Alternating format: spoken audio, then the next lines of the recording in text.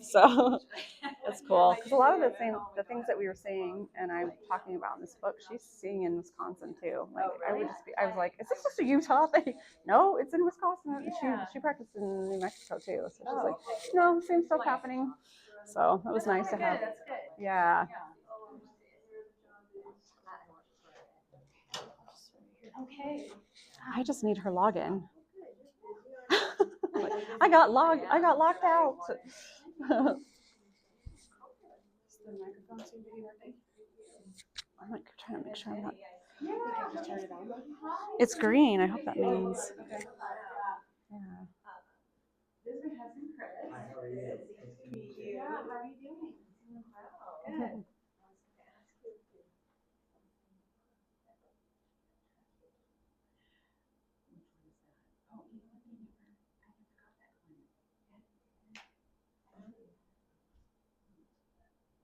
Oh, that's who it is? Oh, yeah. Oh, it's I didn't realize. Hmm? I haven't either. Okay. Where's, so I think you push this button up here. Okay. Yeah. And yeah, I think it's really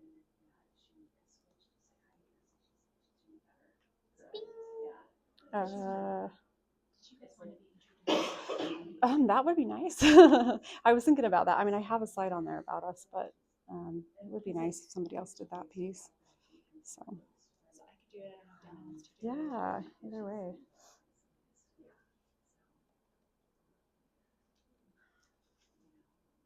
Is it CK or K? Morning? Yeah. CK. CK. Yeah. There we go. Yay. Okay. Welcome everybody to the most awesome open house ever on the planet. Today is your day. We have so much great information for all of you, and right away we're going to start with Yes, Stacy Lund and Stephanie Sisson. Stacy and Stephanie presenting on their book. The rest of the goodies are in the suite, but please take advantage of all this great information that she's going to be sharing today. There's at 2 o'clock and at 3 o'clock. So for your viewing and enjoyment, we're so glad everybody came. So Yes. take it away. All right. Yeah. Huh? Is there going to be groups? We're gonna try. Yeah. Okay. Come on in.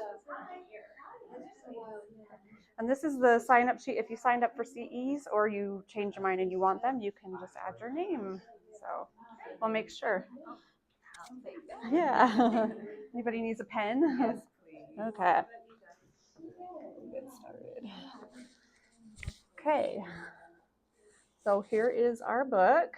My wife told me to go to therapy, a guide for men on how to love the 21st century woman. So this again is a little bit about us. We're identical twin sisters. Both graduated from the University of Utah. We're both LCSWs, and we both focus a lot on trauma. So I am currently practicing here in Utah. Stephanie is practicing mostly in Wisconsin and Illinois. She lives here, so she does a lot of virtual therapy. Okay, so I'm going to read this disclaimer. So as two white cisgender heterosexual women, we acknowledge that our experiences and perspectives are shaped by our identities. We understand that not all men or women face the same struggles, but research shows that the issues discussed in this book affect a large population of individuals who identify as functioning in a male or female gender role. And then for the sake of simplicity and time, we will occasionally use general terms like men and women, while recognizing that these categories do not fully capture the diversity of gender identities and lived experiences. Okay, so here's a quick look at what is inside the book. It's a bunch of our very favorite tools, therapeutic tools and research, a clearer breakdown of emotional labor and the mental load.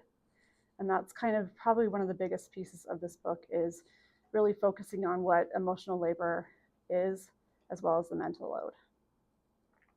And then we kind of challenge and explore some of the myths and expectations around modern gender roles, as well as how our current patriarchy is hurting men and women and what we can do about it.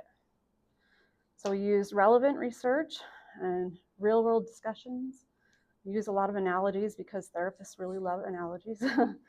And some great case studies that some of our clients were willing to allow us to share with permission, and changing of names and any kind of identifying information. And then at the end of the book, we compiled a list of resources to help readers learn more or find mental health support when needed. Okay, so in my clinical work, a lot of who I currently see are women. And so this book, Burnout, was written by Emily and Amelia Nagoski. They're also twin sisters. And they talked a lot about female gender roles and kind of how to manage our stress, because a lot of us are feeling tired and burnt out. And then this book kind of led me into finding Gemma Hartley's work and Eve Rodsky's work, which we'll also talk about them, and why their work is so relevant.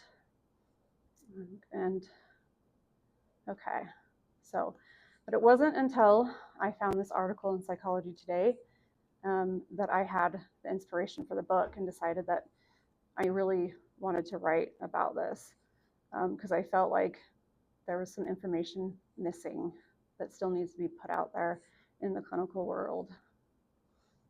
So in this article, they had several male clinicians who work mostly with men, and they interviewed them.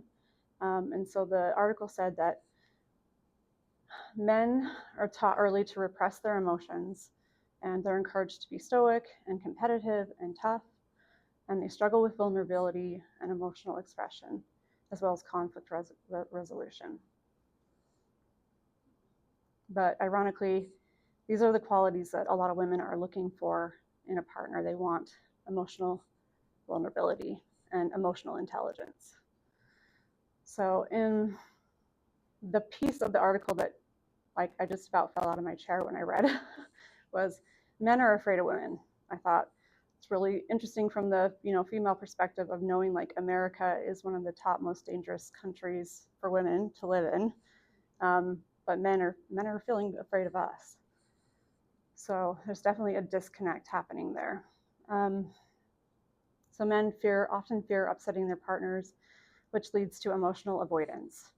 And often many men feel ill-equipped to handle emotional conversations with their female partners. So again, we had this realization that both men and women are grappling with the weight of outdated gender roles. And the sources of conflict in relationships are not what we once believe them to be. And we really feel like a new conversation is needed, and this book is a part of that conversation. So according to the study by Bieber in 2023, 31% of marriages end due to conflict, and one of the top reasons for conflict was division of labor, unequal division of labor. So here's some visuals to kind of show you again the differences in what we're seeing, and what I hear on my couch a lot from my female clients or women who are, or anyone in that female gender role. So on average, men are doing about 2.5 hours of unpaid household work versus women who are doing 4.5 hours. Let's see, and then in a study where participants responded who is doing the laundry in the house, there was 14%, or they said the man of the house is doing the laundry, and 52% was women. So then again, a part of this research, we did a lot of looking at male gender roles as well, and wanting to know kind of what we're seeing with how men are struggling with, like I said, how is this affecting their ability to express emotions or be in healthy relationships, navigate the world in a healthy way. So yeah, you can see there's quite a big difference here. So 17%, almost 18% of men struggle with substance use disorder, and versus 13% of women. And the US prison population as of July 2024, 93% about was men, and with only 6.8% being women. So here's the unemployment rate of men versus women. So men are still higher on the unemployment rate. And then on this right is the suicide rates based on gender. So men are at a much higher risk and rate of being successful in suicide.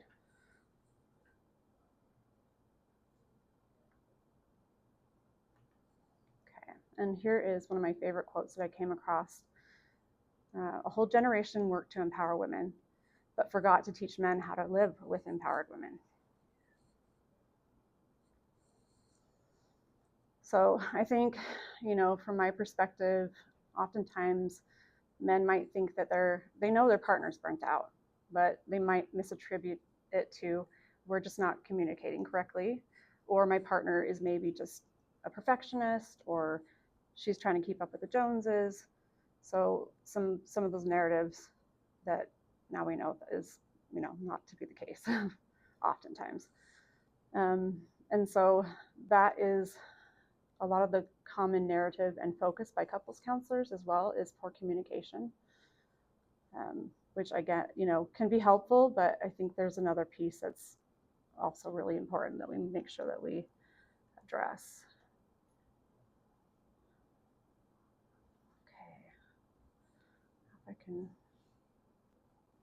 escape out of here. Yeah.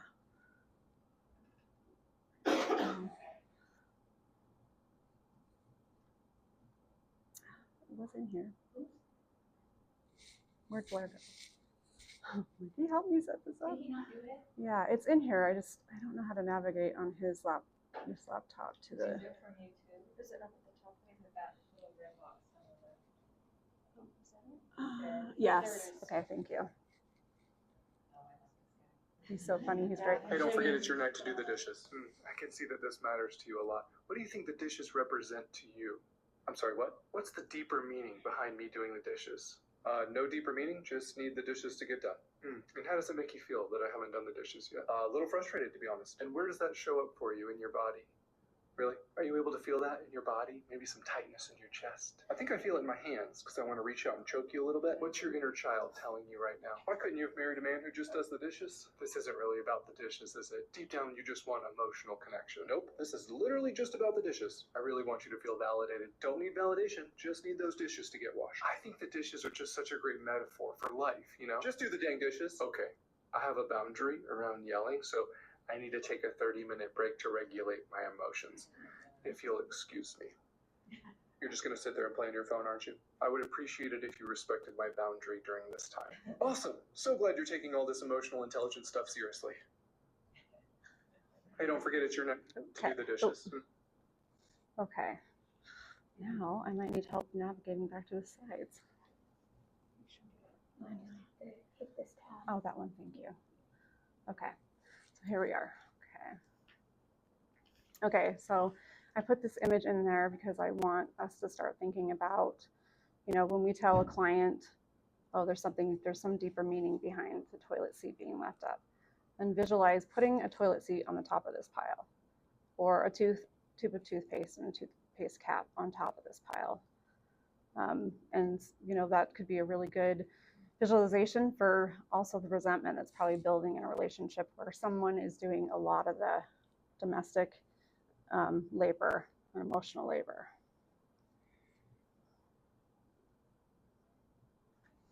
Right, and now Stephanie's going to talk a little bit about. So we obviously wanted to do some research on male perspective and do some learning about male psychology.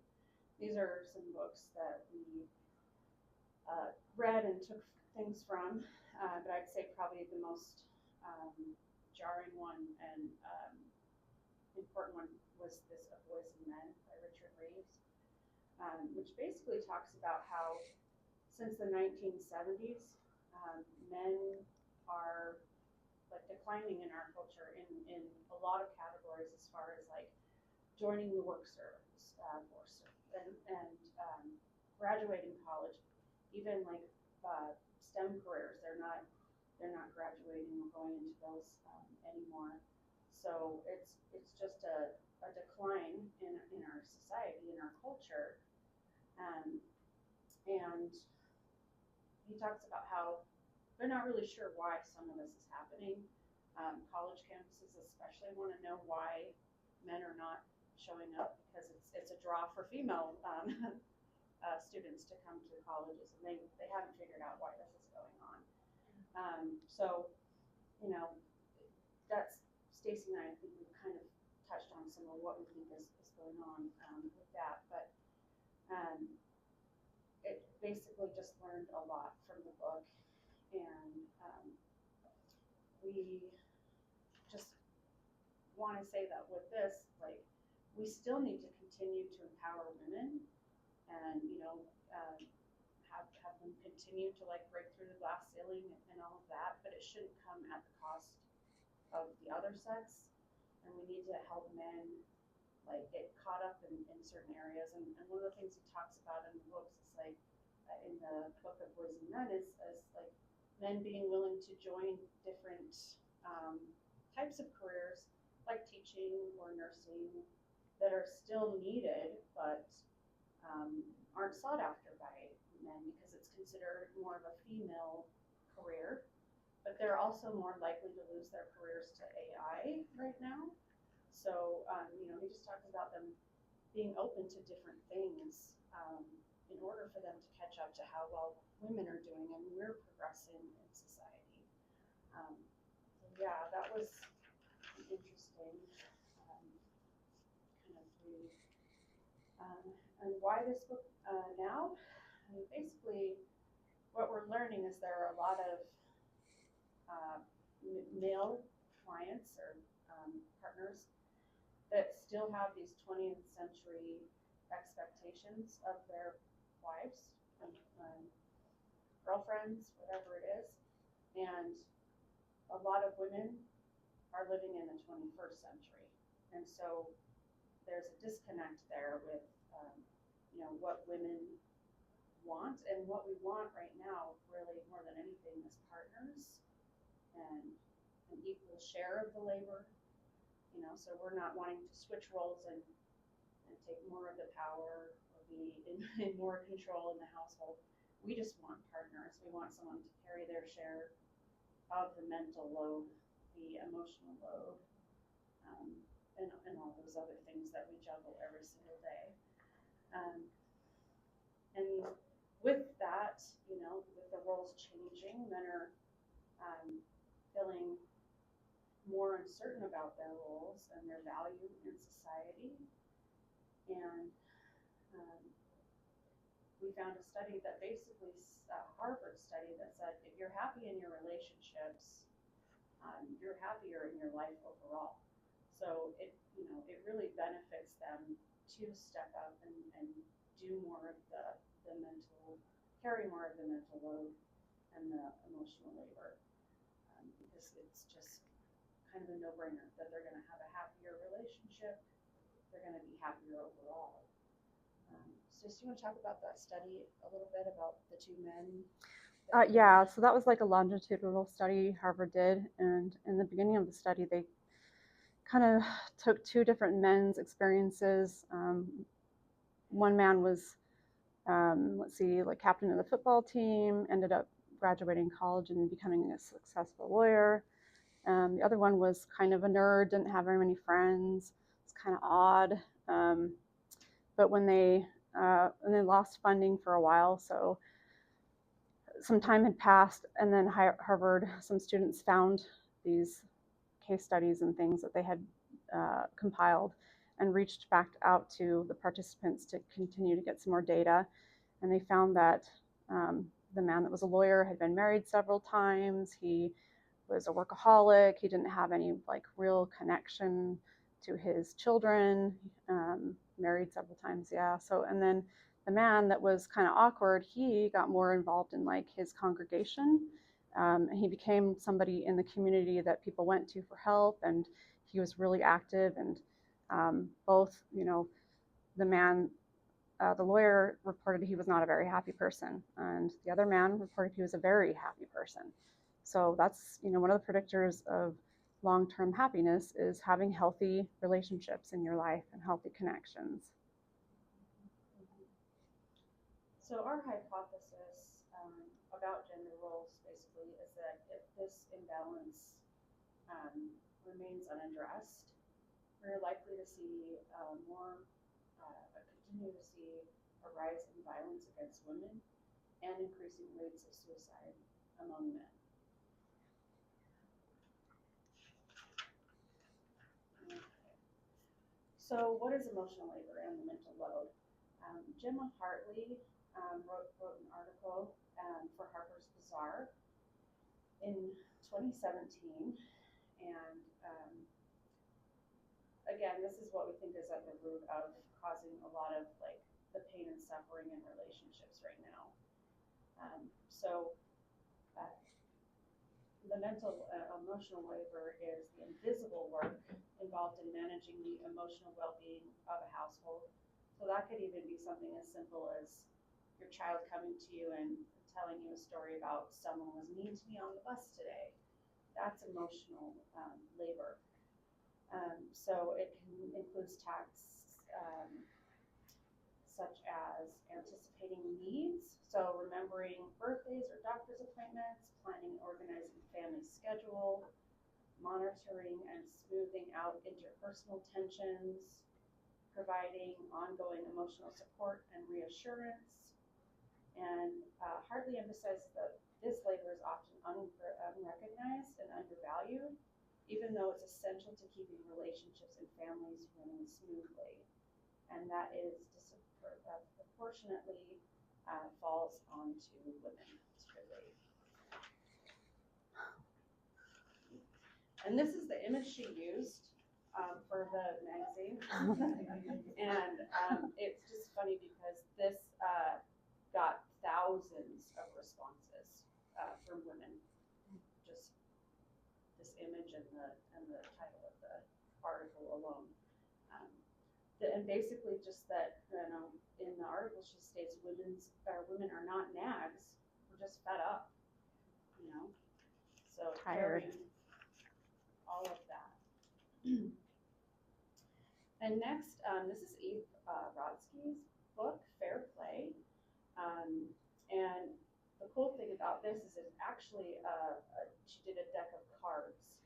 And I have recommended this like hundreds of times now to clients that I see that they get with their partner and they get this deck of cards, and you sit down and it actually has all the household tasks, all the things that you can possibly think of, and you separate them out and you look at what each of you is doing every day or every week. It has, I think the cards have like a point system, so it really helps, helps you really see it in a very visual way. And I think that's really good and I've had a lot of clients give the feedback that it was really helpful to do this with their partner. So then in the division of labor, they were able to readjust and make it feel more fair. And we talk about in our book, that, there's a study about the division of labor and the perception of fairness among couples. And I mean, it's not shocking, but basically, if somebody feels like their relationship is unfair, they're going to be miserable. And what we also see is just a building of resentment. And then that, I tell clients, like, okay, I can see that the resentment is building, and if we don't address this could ruin your relationship. So we talk about how to advocate for themselves and getting their partners to help with more of the emotional labor, the mental load, and all of that. So Yeah, the deck of cards also has, I think there's 10 of them. It's like the daily grind. So, because men tend to do activities that maybe take once a week, like they mow the lawn or change the oil in the car. But the daily grind tasks are like laundry and washing dishes. And so the task is also to split those in half so that you each have 5. So So yeah, this is really great concept, and now there are actually like fair play coaches out there, I've heard. So this is gaining traction, which is really great. exciting, yeah. Yeah. So the next one. So our hypothesis, we believe that when men take on more emotional labor and the mental load at home, their overall well-being improves. And why that matters for men?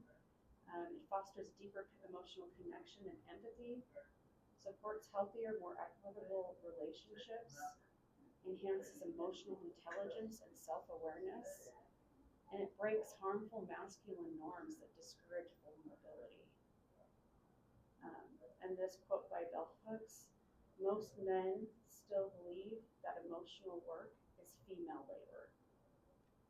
So, and that's from her book, The Will to Change. And you know, we need this to change because emotional work is not only female labor.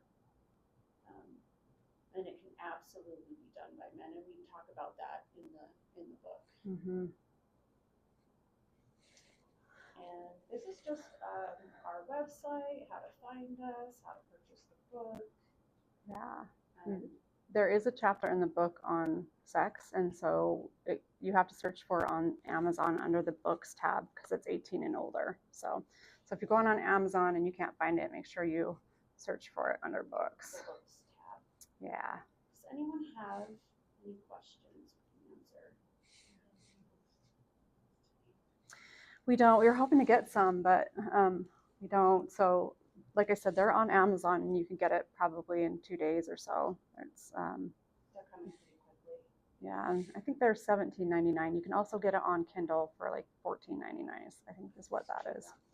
But yeah, not yet. That's kind of one of our next hopes and hurdles. So We'd love to do. yeah. to record it, So the yeah. publishing world has changed so much over even just like the last 5-10 years. And so pretty much you have to write your book unless you're an established author, and then you have to sell 1,000 copies of your book before a big publisher will grab your stuff. So yes, so you have to do nowadays. It's like you have to do all the work up front. So tell everyone. Hopefully, if we get 1,000 copies sold, then we can do an audiobook. So yeah. Any other questions or thoughts? I was thinking it like matched. I just graduated Mhm. my CMHG program, and one of our classes we had like a whole chapter in like differences between like the sexes as far as like this exact thing. Like this was pretty much the whole curriculum. So I'm like, I don't know, maybe I reach out to my professors and see if they. Yeah. Just we had like a whole book list that we would pick from to write our report on it. Mine was like I don't know if you've heard of Rage. Yes, all the rage. Yeah. Yeah, I read that one, but that. Yep. See if they want to add this book to that list. Yeah. Tell us their names. We'll We'll reach out to them. Yeah. We would love that. I had an experience recently that really was very disturbing to me. I might have overreacted, but I'm not sure. But I was in a kind of a class, and I was sharing how I'd been to Costco for the first time, and how there were some Mormon women that were part of the polygamous group, and that they very much like the Netflix series. Oh yeah. So they were dressed like that, and I mentioned that in this group, and that then one of the men in the group said, "Yeah, all the mother-in-laws they have to put up with, those guys have to put up with," and yeah, right. So I gave him the cold shoulder for about a week or more, and then he mentioned something to someone she doesn't like me, and I said, you need to apologize to me, because when I confronted him the first time, he said, "Oh, are you a mother-in-law?" And I said, "No, I'm just a woman that's really sick and tired of all of these misogynistic comments." Yeah. And he said, "Oh, you need to settle down, clergyman." So he gaslit me twice. And then I mentioned, you owe me an apology. And he said, I'm sorry, I apologize. And I said, do you know what you're apologizing for? And he said, no. And I said, do you know what gaslighting is? And he said, no. And I said, look it up. But I mean, part of the issue seems to be a need to really educate the subtleties that are really not subtle to us, but seem to be subtle and kind of funny or whatever. All the mother-in-laws they have to contend with. So anyway, I just wanted to bring that up in terms of, how do we, and I think for me, I need to find a way to approach it without being defensive, because that just closes everything down. But it's really hard not to get offensive when you're constantly aware of that dynamic. What was the setting that occurred in? You said class? I was thinking, it was a particular kind of gathering, weekly gathering with this person that this person was part of. Yeah. Was he a clinician? No. Yeah. That would be fun. Yeah. Yeah. You were saying, what do you say? Go back to school. Also, just like the cultural context of Utah. Mm-hmm. Yes. I saw clients. So when I was a clinician in Provo, I saw clients as young as like 20 that were dealing with that level of burnout. Like, I saw a female client who was that fed up with her husband after being married for like 6 months. Yeah. Because he just refused to do any sort of emotional labor. And where I was in Wisconsin, there was a lot of farming community, and like also these men that will leave for a week at a time and go hunting, and their wives it's just expected of them to take care of everything and anything while they're out doing that. So yeah, it's there too. It's everywhere. It's everywhere. It looks a little different at times, but I think it's a deep-seated belief system within these men, and it needs to be challenged, or it's not going to change. Mm-hmm. I think women, a lot of the things that we do, like emotional labor and things, is a way that we connect. It's like how we connect to our community. So, if I have my daughter write a really cute thank you card to her aunt for her birthday gift, that's like a connection, and so men haven't been socialized to value those connections, and that they're losing out on important connections that they need, because that's what we need as human beings. We need healthy connection. Right. So, and community. Community is so huge. Yeah. Experiences. I wanted to share one other thing. I was giving a dream workshop recently, and a woman was sharing with me this recurrent dream that she's had all her life. And she said in the dream she keeps losing her purse. Oh. And so I said, well, that's interesting. I said, what's inside your purse?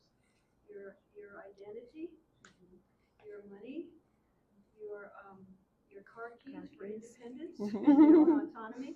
I said, so, and she said, well, am I supposed to divorce my husband? What do I do now? And I said, no, let the dream know you're beginning to understand the meaning and maybe see what comes to ask, what do I need to know next?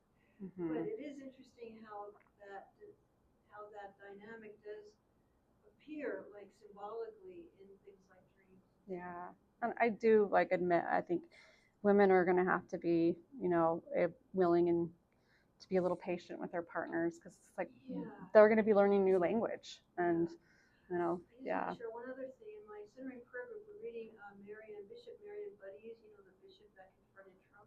Oh, huh. She wrote a book, How We Become Brave. It's really good. The first chapter was deciding to leave, when we make choices that we have to leave. The second chapter, which I thought was really great, was deciding to stay.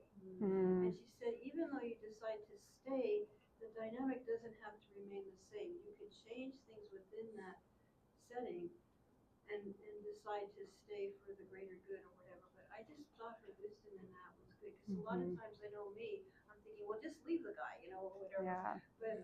But really, there's options to stay and change some of the ways of interacting in between. Thank you. Yeah, no problem. Just a comment on your thank you card thing, because I push to, for my daughter to write thank you cards too, but it doesn't get done until I'm fully there and watching her do it. Like I tell my husband, get it done and it doesn't get done unless I'm like, I get upset Yeah. or something. Yeah. But I had a question about one of your graphs, the suicide graph. Yeah. For the gender, was that based on just adult over 18? I did have a second graph and it was on here, and Did it include minors? I'm just curious. I think there's a lot of teenagers too that. I'm trying to remember. This did have an age range, and I can't remember exactly what it was, but and That's a lot of men yeah. compared to women. Yes. Well, and I know that women attempt just as like Higher, at a yeah, higher rate, it's way just higher they rate. use Yeah. less emotional Yeah. intelligence, so the less likely to lead to So yeah, and we talk about this in the book, like how the patriarchy is actually, there's a New York Times article, the patriarchy is actually killing men. And it's, they talk about how they have access to firearms more than women do. Like, and I was reading this, living in this very strong hunting community and thinking, yeah, I mean, that's part of their culture. Like, they were raised around guns from the time they were little. So they have more access and they're more likely to engage in risky behaviors because that's, machismo, and they're expected to do that. Yeah, and adding on, I just remembered, you saw my dad literally sent me a reel today because he's probably like, oh, therapy thing, I'll send it to Kate. But it pretty much was this guy on some podcast saying that men should not go to therapy. Instead, all they should ask for is the people that they're carrying the burdens for to just acknowledge them and be grateful. And I'm like, I'm looking at how you raised me, and I'm looking at, like you didn't hold those burdens. You actually transferred those because you didn't process them, And so that it's a very like common thing for men to like not even like expect to like praise themselves or like not going and getting themselves help, So it's a lot more prevalent because Yeah. That is one of our goals, is Yeah. to get more men to therapy with us. Yeah. This is what we're really hoping for. That was something that I encountered a lot growing up. Every time I had issues, and I would try to like reach out and everything, all the guys in my circle would come back with the same thing, like, no, you do not ever share that with a person that you're close with, ever. You take that to therapy, you keep it there, and then you hide it the rest of the time, otherwise you're gonna lose everything. Yeah. And that most of the time is the case. Most people that are men that are vulnerable just because they bottle it up so long that when it comes out, it's just too much, and then they do lose everything. And I learned how to process it. Right. Yeah. We don't teach men how to deal with their own emotions, let alone anyone else's. Yeah. We have a chapter in the book that is specifically about emotional intelligence too. I think that's probably a good starting place to start. And yeah, I think it's not good for any of us if we can't express our emotions. So yeah, I think Richard Reeves talked about that too in one of his studies. He had some of the men said, I reached out to some of my buddies when I was struggling, and it was like I had the plague. No one wanted to talk to me. I'm like, so we have to normalize this too. We have to normalize men going to therapy and going to groups and then support groups and talking about the things that they're struggling with too. So yeah, and I had a client last week. I wish I had heard this before we finished the book, but he talked about the disappearance of the third place, and I'd never heard of that before. But like these places that men used to go that weren't work and they're not home, where they can connect with other men, and those have really disappeared. And so I think we need to find more of that as well.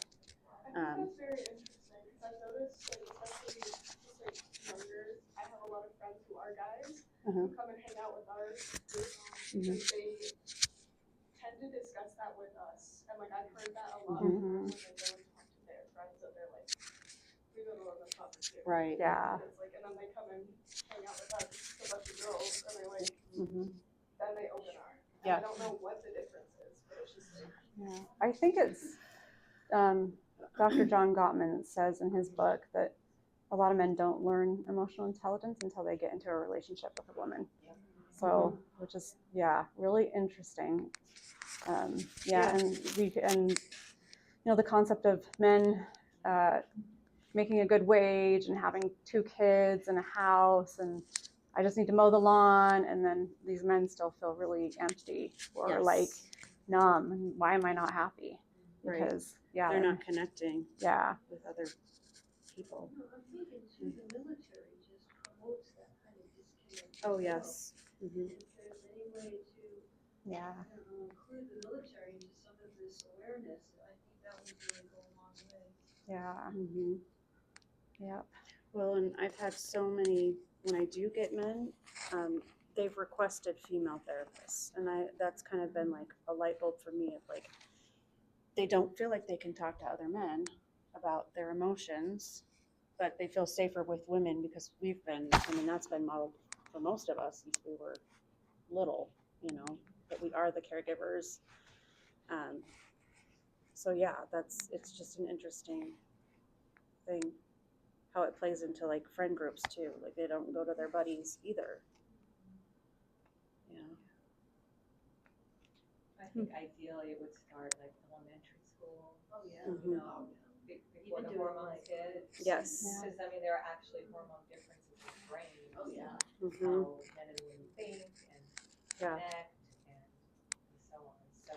So Did you guys do any research on what is this like the kids that are in schools now, the exposure that they're getting to like emotion, intelligence, coaching, training with the groups and things that are going on and the calm down corners and the Yeah. coaches and all kinds of it's Yeah. like there's more framework for kids than when I was a kid. Yes, absolutely. And Yeah. so Even parenting is changed a lot. exactly. Yeah. Mm-hmm. And I think that parents of young children right now are really more aware and are giving their kids skills earlier in this area. But I'm just curious if you guys looked into that. Not necessarily as far as that, the younger generations yet. I mean, I'm hoping. I joke with I have twin boys that are 11, and I'm like, you're not dating until you can prove to me you can clean up after yourself. You can do your own laundry, you know, so I'm hoping, but no, there is some of that. Sounds like a different book. Yes, exactly. So, yeah, boys are being, I think, you know, if I was going by my kiddos and their experiences, they are being talked more about their emotions. So it's good. But I think it was the millennial generation of women that were like really shocked because when they got married and had kids, they were under the assumption that it was going to be 50-50.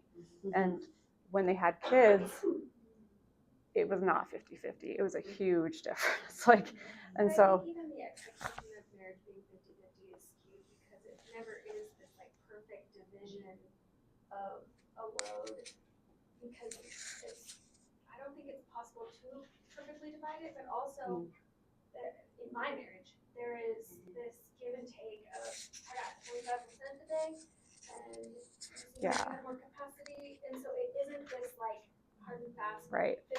50-50. We want it to be as close to that as possible though, because what we've been seeing culturally is it's still 20-80. Like women are doing a lot. Like as far as emotional yes, goes. men are doing a little bit. And so that is where the resentment is building, and that's what we have to address, you know. One So thing that, if it's okay, that I was taught from one of my older friends that has a pretty good relationship with me right now. Something he taught that we implemented pretty fast in our relationship. We've only been dating for just over a year. We'll weigh things. So sometimes when we're at a spot where we're just sort of in a disagreement or don't really want to or anything, we'll just say, well, this is about a 6 for me, but it's a 9 for you. So on this one, we're going to give. But then on something else, maybe it's a 1 for me and it's a 10 for you. Like it's something that, to get past that thing, because sometimes we look at the other person and assume how heavy it weighs because of the state that they're in. But it's not always applicable to that thing. So we'll do a liberating thing like that to make sure that we're both getting taken care of and that we're not misreading just from a situation. Things are important. So sometimes I just need time alone because I have autism, so I just actually need some alone time. And sometimes Kate is putting out a bid for connection, just wants to go for a hike. yeah. And it can be silent or whatever, but we'll do little bids and then figure out how can we do this together, or is this one of those things where we just need to do our thing, but then love each other still, and then we meet again. That way we don't have any resentment that builds. Yeah, and everything's like set out in the open. It's like, oh, I could use some more support in this area, or maybe I can help you in this area, so you're struggling. And always keeping communication open and addressing, this exact balance treating it like a game. Like, all right, how can we make it equal working as a team together rather than like, keeping internal points of how you can like get at the other person. Yeah, and I would say a lot of the problem too is like men haven't been necessarily socialized to notice everything that women are carrying, and so they might think they're helping or they're taking on half the load because they don't see all the invisible labor. So that's what the book is about too, is like getting guys to actually see all, like the whole load. So maybe you wouldn't even need a number system because it would be easy to see what you have all on your plate. So, and even delegating tasks to your partner is more work, more of a mental load. And so, yeah, I think it's why I love Eve Brodsky's stuff, because it's like it takes some of that off our plates as women of being like, okay, our kid's birthday party is coming up. This has to be done. This has to be done. You know, so when you take on a task, you have to do it from start to end. Right. So, yeah. So some of these, like, I think strategies are going to be wonderful. And I like the card idea. Yeah. Does the book come with cards, or you just make No, she has a book, and then she has her cards you can buy. So, yeah. And there are fair play coaches out there now, I guess. So, so using her stuff to kind of help couples navigate all that. So I think there's some like unicorn space cards in there too, which is basically, each person needs time to play, time to do something for themselves. So it's a great system. So, but yeah. Thanks everyone for coming and letting us talk about what we're passionate about. So. Yeah, another thing is the character with the early division space. There's like more like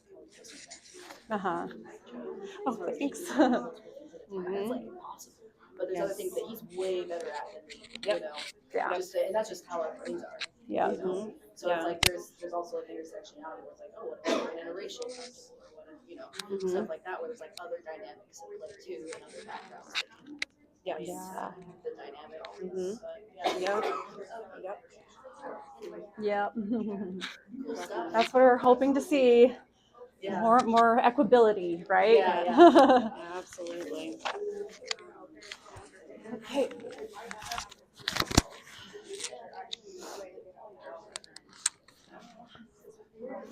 Turn off the program, publish the book. So I think Like it's like said, it's At least we can do that now, yeah, right? yeah, exactly. So